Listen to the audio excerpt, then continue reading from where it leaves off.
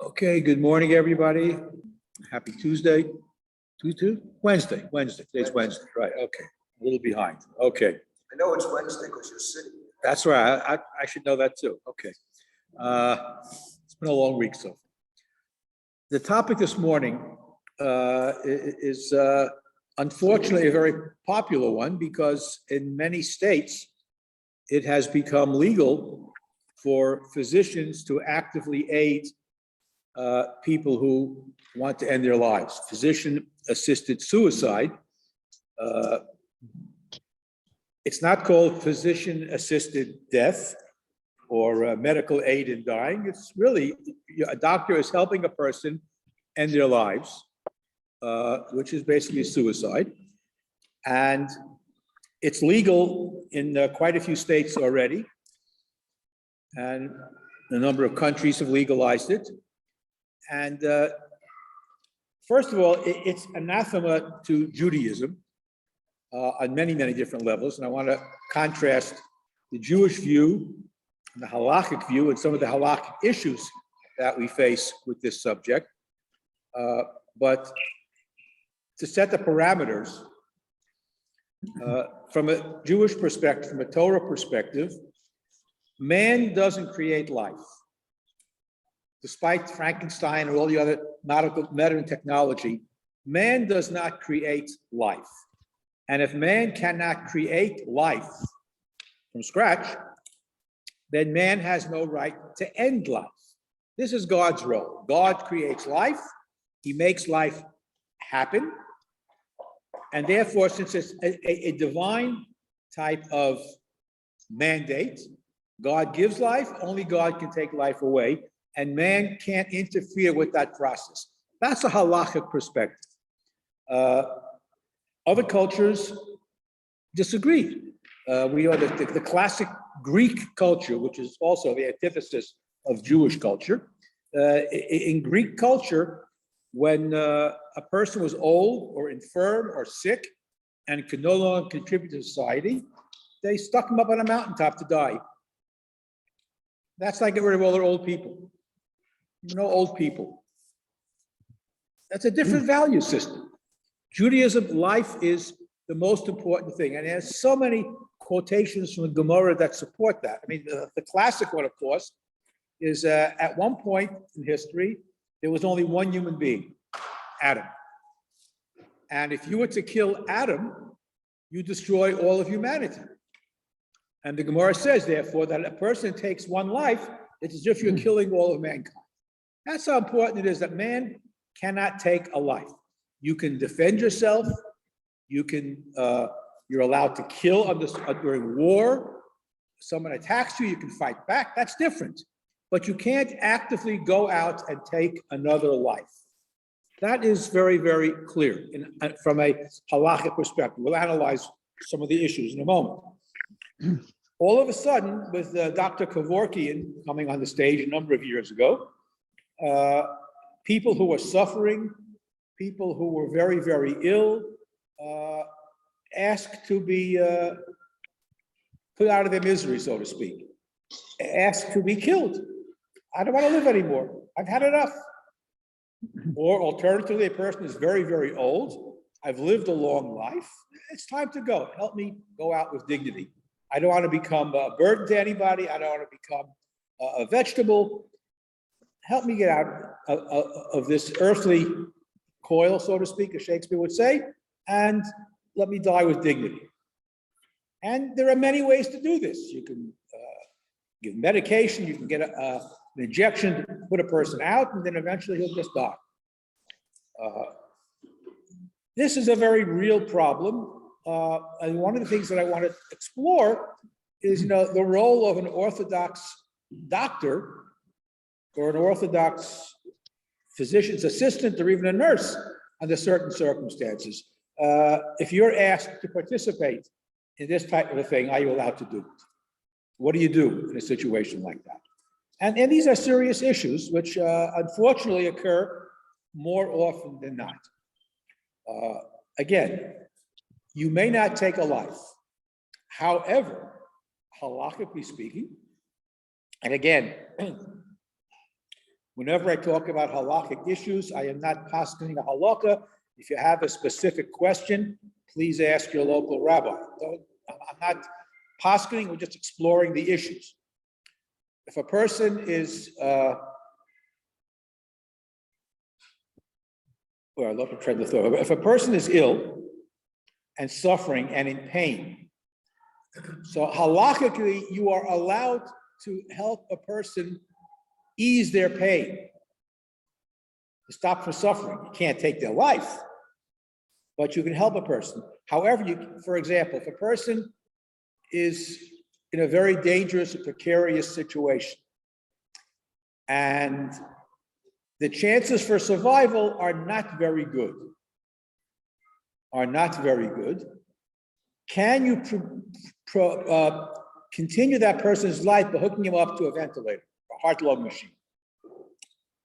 And the answer would be, in most cases, if the prognosis is such that they will not recover, there is no obligation to hook a person up. You don't have to do it, because once you hook a person up, you can't disconnect.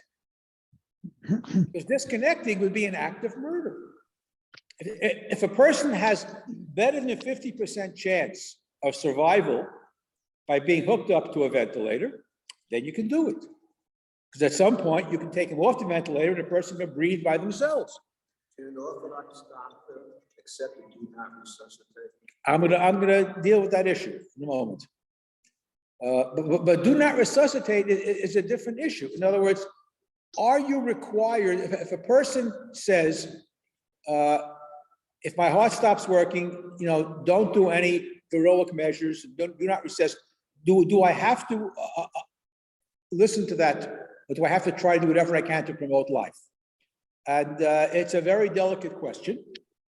I know that Rabbi Yudin has gotten into trouble sometimes because family wanted something else and the halakha required something else. And and rabbis who follow the halakha suffer because of that. Because sometimes you do something that a family may not like, or you pass in a certain way, you have to live with it. And it's a difficult situation. But if a person is, again, if you're hooked up, you can't be disconnected. Is there an obligation to hook somebody up or ease a person's suffering? That's a fascinating question. There's a very famous Gemara about Yehuda HaNassi's maid. She was a very learned person because she served him for 50 years, and she picked up a lot of Torah just by being in the house of Yehuda HaNassi, and she learned a great deal. So towards the end of his life, he was very, very ill. He had terrible stomach issues, very uncomfortable, very painful, not in control of his bowels. It was a very, very difficult illness. And he was dying. He was dying. At the end of a very long career, he was dying. And all the rabbis prayed for him not to die. God was ready to take him. The rabbis didn't want him to leave. And as long as the rabbis were praying, he was alive. But he was suffering. He was in such pain and agony. So his maid, very bright lady, goes up to the roof and she takes this big glass vase and she throws it off the roof. And when the glass shatters, in that instant, the rabbis look up, stop praying. That's when he dies. Based on this, there are a number of poskim who say that you are allowed to pray to ease somebody's suffering. You can't actively do anything to kill somebody, but you can pray to ease suffering. A person is suffering. So there's all types of palliative medicines you can do. You can make a person as comfortable as possible. You can help their breathing. You can even put them into a coma if they don't feel the pain. But you can't end their life. Yeah. Some of these, very straight, he has to give a medication, painkiller medication, Right. that hastens them. Well, again, it's a very fine line. It's a very fine line. And that's why some hospitals have clergymen or rabbis and other clergymen on their staff to deal with some of the ethics of these issues. It's a very, very delicate issue. Wally. It's not only in terms of older or sick people, and it's known. It's a very sad thing. Sometimes a child is born, and when they deliver the child, they realize this child is not viable. It's not going to last more than a few days or a few weeks at most, whatever the reasons might be. And it's a known fact that in the delivery room, the mother's out of it, the father is not there, usually. If he's there, it's a very big problem. But usually, if no one's there except the doctors and the nurses, and they will end the child's life. Rather than give that child to a mother to know the child is not viable, or a child is born horribly deformed, whatever the case might be, they're all terrible things. As the mother is giving birth, the doctors and the nurses, whoever, they make a decision. And they tell the mother the child was born stillborn. In their minds, to save the mother future agony. It's murder. The child, for those few moments, the child is alive. But it's a very difficult ethical dilemma. This child, whatever disease or deformity the child has, or limited capacity, whatever the case may be, it happens more often than we'd like to admit, that in the birthing room, the parents will never know what happened. Wally, The child was born stillborn. Yes, Nathan. if a person is suffering, can he implore or hire another person to murder him?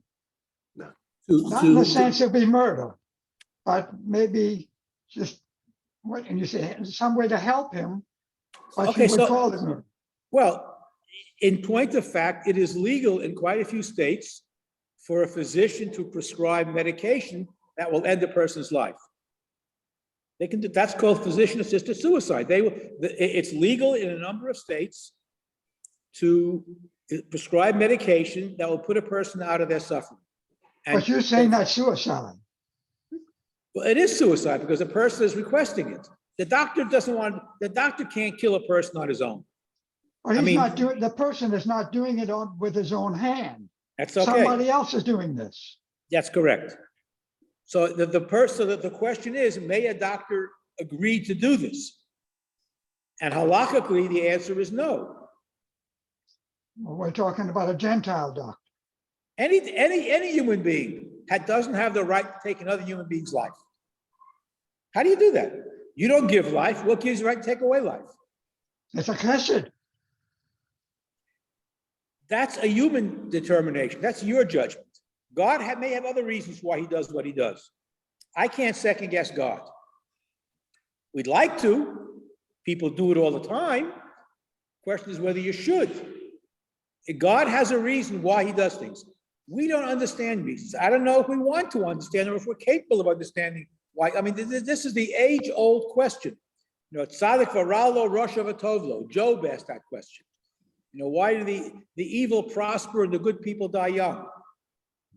Why is there suffering in the world? Why do good people suffer and bad people prosper? Holocaust. Why was there? There's so many questions. National tragedies, individual tragedies, great tzaddikim are cut down young in their life. I mean, there's so many questions. I don't know if we want to know the answers. I don't know if we can understand the answers. The only thing we do believe that there is a reason for things. God has his, how we can understand that, I don't know. There are a lot of, auxiliary questions that come along to this. If you have a Jewish hospital, let's assume. If you have a Jewish hospital that, and it's legal in that particular state for physician-assisted suicide, and the physicians or the hospital policy is they refuse to do that, can that hospital lose their tax-exempt status as a state-run hospital because under Jewish auspices, they refuse to obey the law? these are some of the technical questions. The medical community is divided. Some, support it. Some haven't fully come out against it. But Orthodox Jews, as physicians assistants, as nurses, it's a serious problem. If you're asked to do that, obviously you can't actively get involved in that. But can an Orthodox physician make a referral to another doctor who might do it? Is that permissible? I'm not giving an answer. I'm just raising the question. Can an Orthodox physician who refuses to help a person die make a referral to another doctor who would do it? He's assisting. What's that? It's still a form of assistance. Abortion is. Well, it's interesting. You talk about abortion.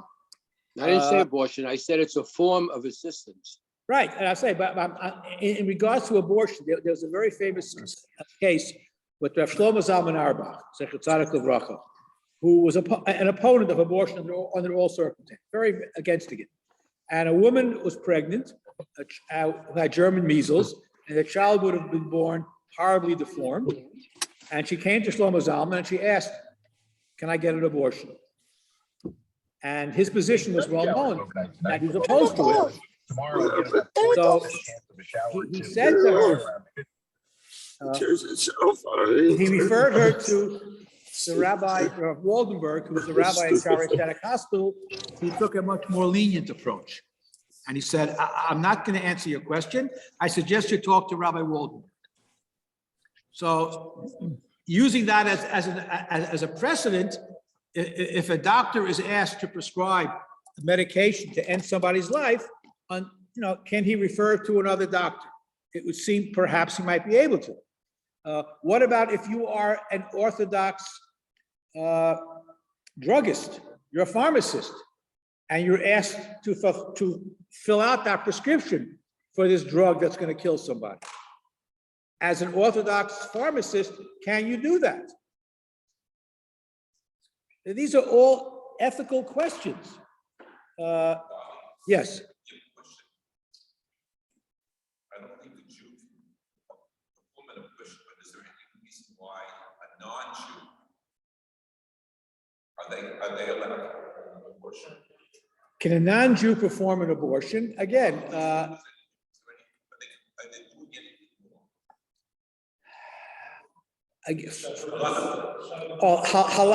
Non-Jews are not subject to halacha, but they are subject to basic human ethics.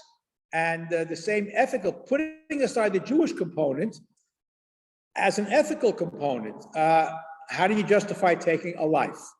It's essentially ending, and again, there are halakhic guidelines under which in certain circumstances an abortion may be permitted, but it takes a posek to make that determination.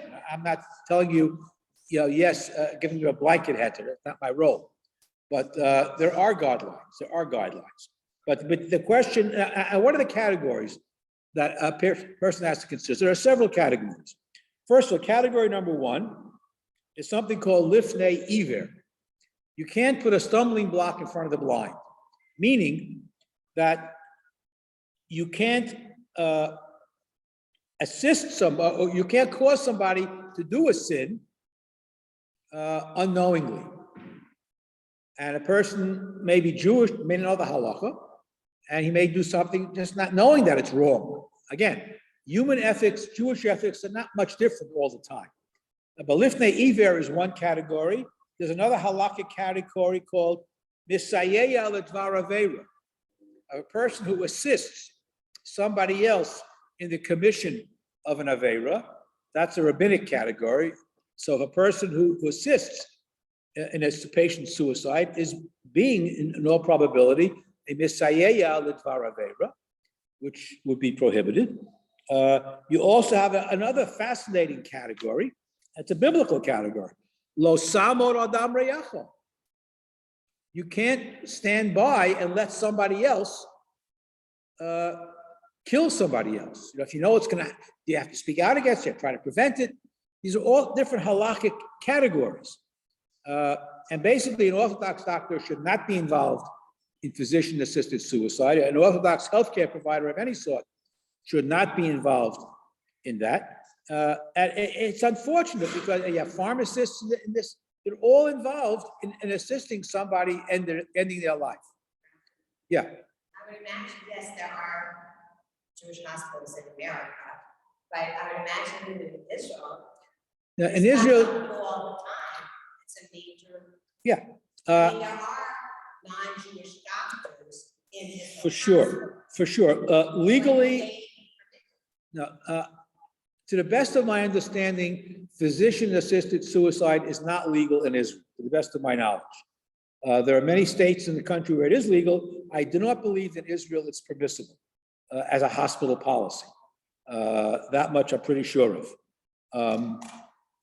But you can't assist. And it's unfortunate because we know every day in hospitals, people who are sick and dying, a nurse will come in and just disconnect the ventilator because the family will say he suffered enough. He's not going to get better. The doctors have decided, and they pick a time and they go. The family will be standing around their bed and and the nurse will just flick on the off switch, and that's it. And a few minutes later, the person expires. That's killing somebody. Again, you may not be obligated to hook somebody up. What constitutes death? Death is the cessation of all neurological activity. Brain dead is neurological. Yeah, well, this is a big, we discussed this before. This is a big machlokas among contemporary poskim, whether death is defined by the cessation of spontaneous respiration, person stops breathing, or neurological of brain death. The only reason why the AMA changed the definition of death, not because of the rabbis, the AMA changed the definition from breathing to neurological death in order to allow for organ transplants. Because once the person stops breathing, which is the halakhic definition of death under most circumstances, and the heart and the lungs no longer receive blood and oxygen, then you can't, those organs are useless. You can't transplant. So if you use a neurological definition, then that allows for heart transplants. That's why they changed the definition. Yeah. In the example you gave, someone was on an Orthodox referring this patient to a hospital and Rabbi Waldenberg, yes. where he knew that most likely the inference is He that would this allow person it, correct. So how is Rabbi Shlomo's Orthodox not engaged in permitting it directly? Well, again, it's a technicality. He had a very firm opposition to abortions. That was his position. On the other hand, he understood that this woman was suffering tremendous emotional pain and anxiety. And he said, I can't decide for you. I don't want to decide for you because if I tell you you can't perform an abortion, I'm going to be responsible for you to be unhappy, miserable, whatever you want to call it. He didn't want to make that decision on his own. He didn't want to put this woman in that position. And he said, listen, I'm not going to answer your question. I suggest you contact Rabbi Waldenberg, who may give you an answer or may not. I don't know what he's going to say because you have to examine all the pros and cons. But he didn't want to give her a definitive answer because intuitively he may have permitted it, but his position was in opposition to it, so he couldn't permit it. But was it given that this other rabbi was going to say yes, it's okay? In all probability, again, the halacha is sufficiently flexible to allow different interpretations. For example, the psychological state of mind of the patient is very often taken into consideration as opposed to just the physical aspect of it. So if a person is in terrible psychological trauma and pain, that might be sufficient grounds to allow for an abortion. But that's what a posek has to make a determination. A posek has to weigh all the different issues. And being a posek has tremendous burdens on and responsibility because you have someone else's life and mental stability in your hands. And sometimes your decisions are met with success, and sometimes people are very angry at your decisions. They may not like it, but once they've asked you, you can't go around shopping from rabbi to rabbi. You ask a rabbi, that's it. Wally, Yes. the case where the nurse comes in and the family's standing now and sitting there. Now, if they haven't said anything, are they not also chayav because they basically didn't stop her? They didn't tell her to do it, but they didn't tell her not to do it. So they would be So in the it's a- category of misayeya l'dvar aveira. They're assisting somebody in the performance of a sin. Yeah, they are technically responsible. Again, I understand the pain of watching a person who's suffering. But that's why palliative medicine is so important. There's a whole Well- field of medicine that is dedicated to easing people's suffering in different ways. Wally, Yes, the rabbi who sent the woman to another rabbi, why, he's also assisting. He's got that responsibility. He knows the other rabbi is going to say. no, not necessarily. Not necessarily. In all probability, yes, but not necessarily. Again, He did this goes back to Rabbi Yehuda HaNassi's maid. Go back to that story in the Gemara. She saw he was in terrible pain. So she stopped the rabbis from praying even for an instant, which allowed him to die. So, and the fact that the Gemara quotes the story teaches us a lesson that under certain circumstances, endings for somebody's suffering might be permissible, but depending how it's done. If it's done through natural means, what she had done was simply stop the rabbis from praying for an instant, and that was sufficient. She That's still distracted getting- them. She wouldn't get a heter from anyone to do that. Probably not. But she took it upon herself to do it. Again, this is why, because there's no, halacha is not always black and white. And that's why you need a posek who is firmly grounded in all the different pros and cons and knows all the issues. That's what it means to be a posek. That not everybody who is a Talmud Chacham can be a posek. There are many, there are volumes written about how to be a posek, the rules of paskening a halacha when there are differences of opinion. How do you decide between the opinions? Whose opinion is more important than the other? These are issues that a posek has to balance. And there are some poskim who are more lenient than others, and there are some who are more strict. And most poskim are strict in some areas and lenient in other areas, because that's how they read sources. So Wally, Patient and a person who's sick, or even before, God forbid, Yeah. someone is sick. Does that mean that an Orthodox Jew do not have a DNR paper? Interesting question. Because it was asked, can a doctor, Okay, so- Orthodox doctor saying halakhically, Okay, so that we even have a DNR? Yes. Repeat the question, please. the question is, can an Orthodox physician, can an Orthodox patient have a do not resuscitate order on their medical charts?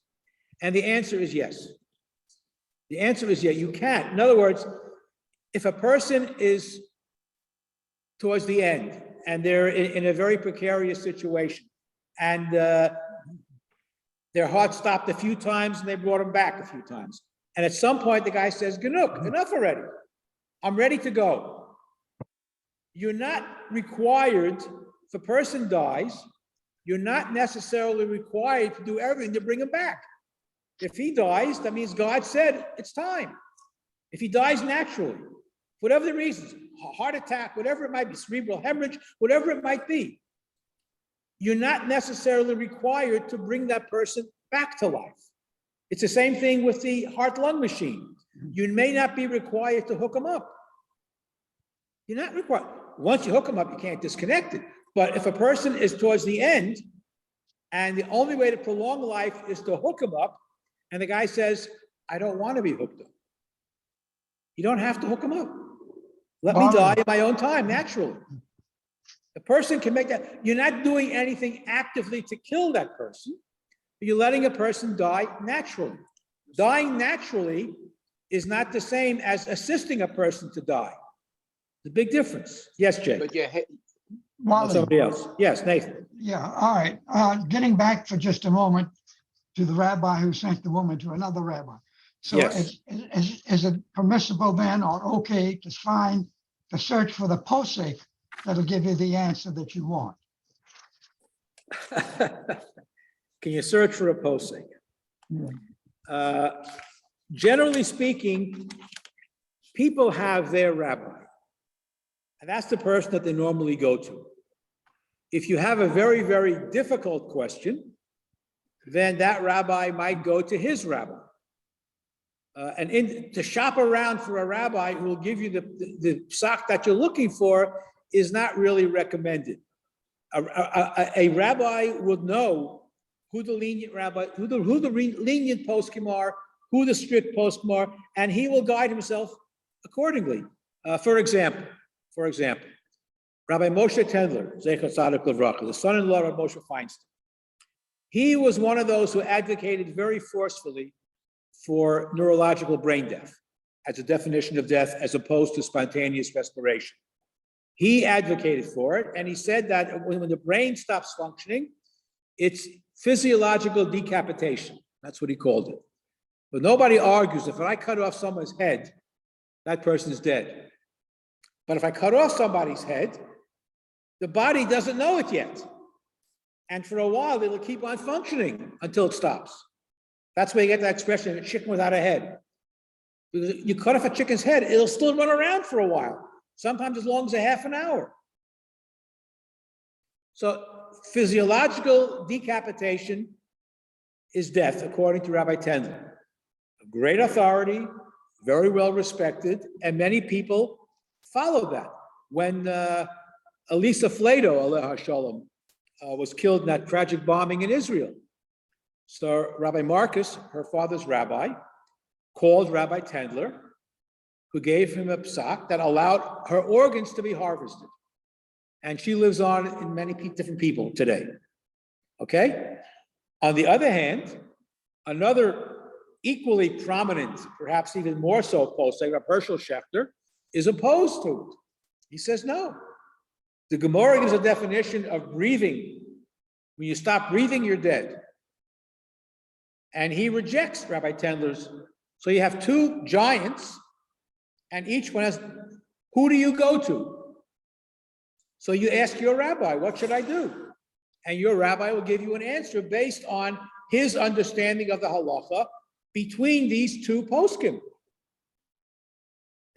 I don't think he would say, under certain circumstances, you follow this rabbi, under other certain, you can't do that. You can't play around with people's lives like that.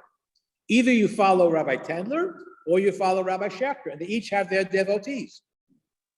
If you accept brain death, as many poskim throughout the world do, then that allows organ transplants.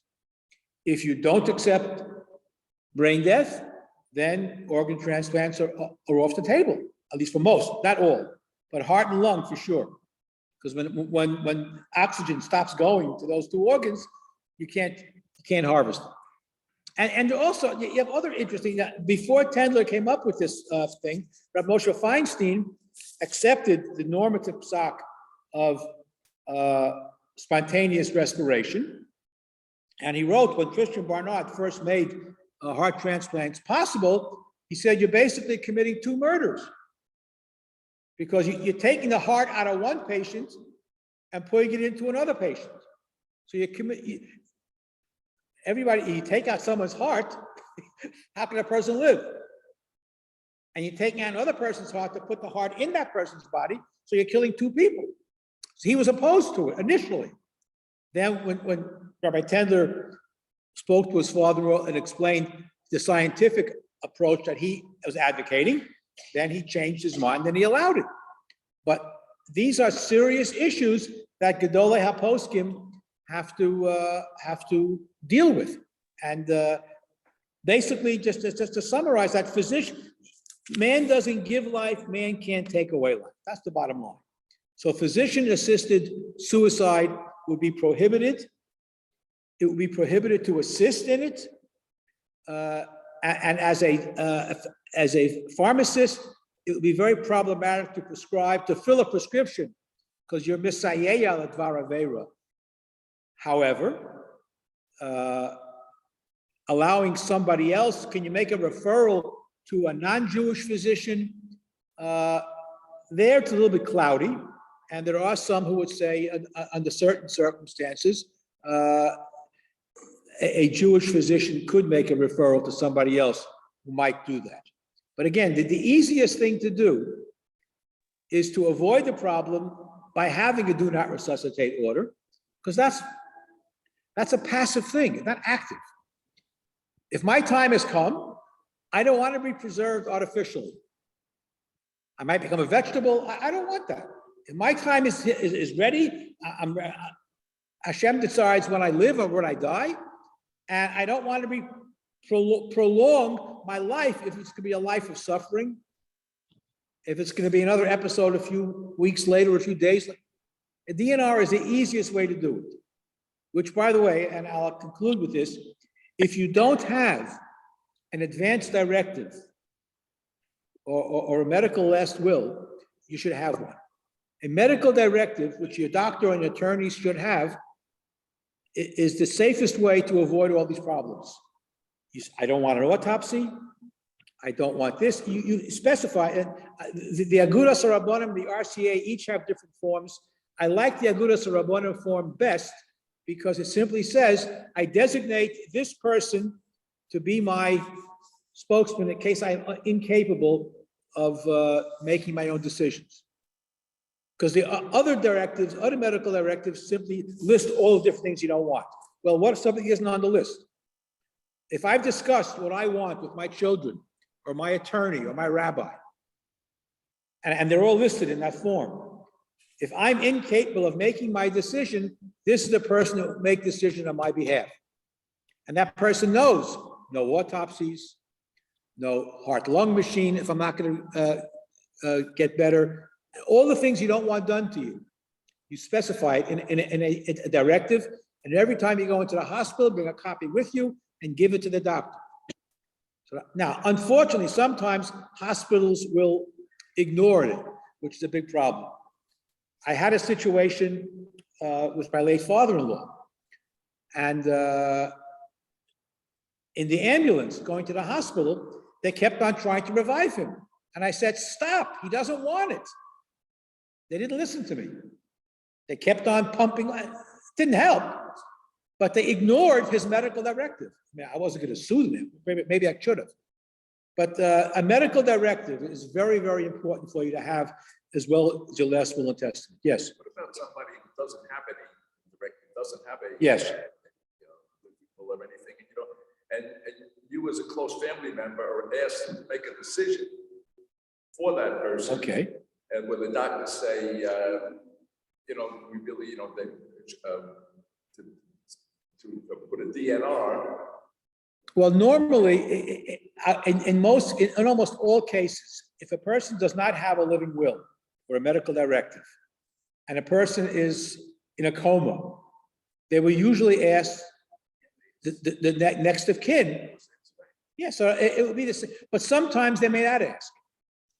Sometimes they may do what they think is best, and you find out about it after the fact. It's okay to say, let them go. do the DNR. Yes, it's okay to say that. They'll come and they say, what do you want to do? Do you want to hook them up or not? And you can say no. You can say no. But once you hook up, you can't disconnect. Wally, Yes. Wally, the example you gave where the nurse comes in, the family's sitting there. Now, if they don't say anything, have they not assisted in cutting off life? If she's ready to pull. They are in the category of misayeh al dvar avera, lo samar adam yachad, all these different possibilities. Clearly, whether you direct somebody to do it or you do it yourself, it's a very, very gray area that people should not be involved. That's why the advance directive is very, very important. And also, having halakhic guidelines when a person is near the end to make preparations so you know what to do or what not to do. And that's why you need the guidance of a rabbi to help you with those decisions. But these are very serious end-of-life decisions. Palliative care is a major area of medicine today to make people comfortable. Hospice care, these are all ways of making a person as comfortable as possible when there's no hope of recovery. It allows them to die with dignity. It allows them to die on their own. And it's not playing God by deciding when a person should die. That's the bottom line. But for all specific questions, again, this was not a halakha psuka shiur. Any particular question, ask your local rabbi. Well, just one question. In Yes, the last question. aspect of pulling the plug, so to speak, Yes. does it have any effect on what kind of funeral a person can have, or No. there's no difference? No, pulling the plug does not have any effect on the funeral. A person commits suicide, does not get buried in the Jewish cemetery. That's a whole other question. But he isn't doing it, someone else is doing it. This is a form of suicide, was what you're It saying. is a form. Can they be buried? It is a form of suicide, but I don't think it would affect where that person gets buried. That would be my personal opinion, but check with your local rabbi. Yes. Just with the DNR. Thank you. DNR, if you're more or less healthy and younger, when you have that already in place with a lawyer or something. Right. Is that, you don't know when you might be in that kind of situation. And when you're younger and basically healthy, and for whatever reason, you coded or whatever, sometimes you might want that DNR in place, and other times it's like, no, give me another chance. Okay, I understand that if a person is young and they're in a precarious situation and the DNR might end their life prematurely. On the other hand, if they don't have a DNR, the person might spend the next 10 to 20 years in a vegetative state, which nobody really wants that. Yeah. Just added this week, Kaplan shot in the head, 33 years in coma. Yeah. That's right, 33 years in a coma, yeah, these are all, any life and death questions are fraught with all types of problems. And as I said, they're not simple issues. There are many different sides to it. And that's why you need to have a halakhic guidance from somebody who knows all the issues well. And if they don't know it, they know who to ask. That's the bottom line. This coming Shabbos and Tina at Greene, I think it said like 6:45 p.m. or something, so I read. There's going to be a talk about the latest thoughts, discoveries on brain death. Okay, so Renat this week talking about brain death. And these are questions that are always discussed. There are a number of associations of Jewish physicians that have conferences all the time. I think they just had one, a conference with rabbis and doctors about these issues. Because the progress in science and medicine advances, and every month there's something new coming out. So hopefully we should all stay healthy. All right, have a wonderful day, everybody.